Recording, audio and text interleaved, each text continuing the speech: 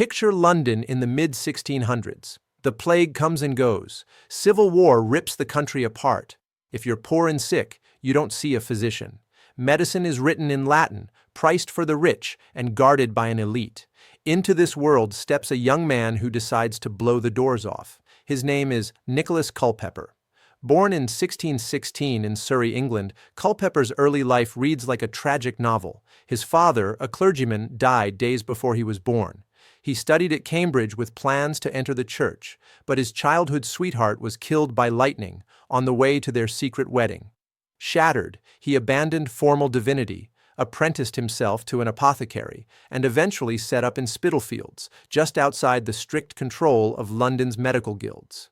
There, in a house that stood where Commercial Street is today, he built something radical: a low-cost clinic for ordinary people. He gathered herbs from the countryside, examined patients in person instead of just looking at their urine, and sometimes saw up to 40 patients in a morning. He believed that no one deserved to starve to pay an insulting, insolent physician. And then he did the unforgivable. In 1649, Culpeper published an English translation of the Pharmacopoeia Londinensis, the official Latin handbook of the Royal College of Physicians. He called it a physical directory, and added his own notes and criticisms. For the medical establishment, this was treason. Suddenly, apothecaries and even lay people could see what was in the elite recipes. The college attacked him viciously in print. But Culpeper wasn't finished. In 1652, he released The English Physitian, a compact herbal describing hundreds of vulgar herbs of England, their properties and uses.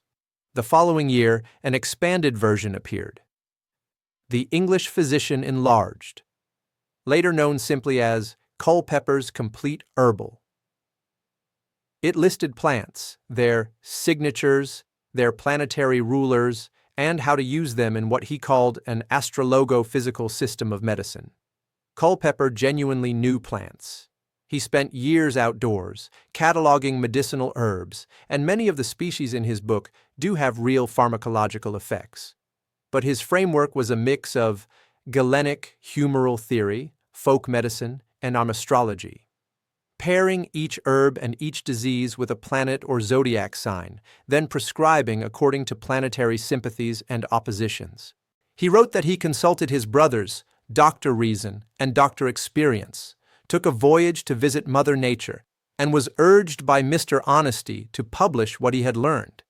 That mystical tongue-in-cheek tone made his work feel both rebellious and enchanted.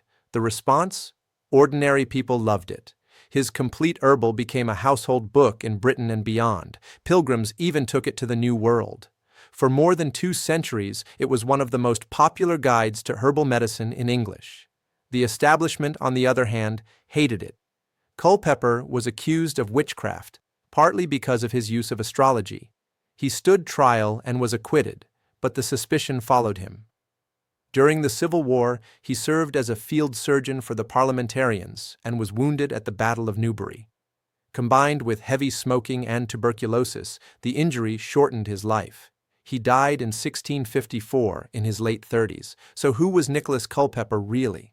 A folk hero who democratized medicine? An occult herbalist mixing stars and sap? A dangerous amateur in the eyes of his enemies? Probably all three. From a modern perspective, historians see him as a key figure in medical history, not because his astrology was right, but because he broke the monopoly on knowledge. He translated the Latin, named the plants in English, and told ordinary people what the doctors were doing. At the same time, mainstream medicine today rejects astrological diagnosis and most pre-modern herbalism as unscientific. Many herbs are powerful and can interact with medications or harm the body if misused. So here's the important disclaimer. This video is not for medical advice. Culpeper's Complete Herbal is a fascinating historical document and a window into 17th century plant medicine and occult thinking, but it is not a safe, standalone guide for treating illness in the 21st century. Always talk to a qualified healthcare professional before using herbs therapeutically, especially if you're pregnant, on medication, or have a health condition. If you want to explore Culpeper's world for yourself, as history, as folklore, as a strange mix of rebellion and magic, his English Physitian, Complete Herbal, is still in print. The book is on Amazon. You'll find the link in the description and in the first pinned comment. That link is an Amazon affiliate link used for reference and documentation. If you decide to get the book through it, I may earn a small commission at no extra cost to you, which helps support this channel and future deep dives. Tell me in the comments, do you see Culpeper as a hero of medical freedom, a relic of occult medicine, or a bit of both? Subscribe to Black Butterfly Key for more journeys into forgotten books, rebel healers, and the strange borderlands between science, magic, and the human body. Thanks for watching.